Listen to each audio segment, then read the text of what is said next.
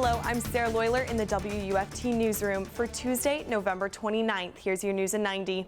The day after a frightening attack at one of the nation's largest college campuses, investigators are seeking to pin down a motive for the alleged assailant's violent actions on the OSU campus yesterday.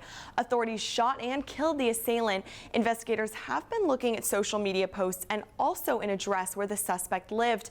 Abdul Artan was an Ohio State University student of Somali descent. Investigators are looking into possible motives for the attack and say they cannot rule out terrorism. The first commercial flight from the United States to Havana in more than 50 years landed in Cuba yesterday. The arrival came as the island begins a week of memorial services for revolutionary leader Fidel Castro, who passed away last Friday at the age of 90. For years, U.S. travelers to the island have had to go through burdensome charter flights with 4-hour check-ins. Panama City Beach had a record sea turtle nesting season, but the little guys are a bit more confused this year.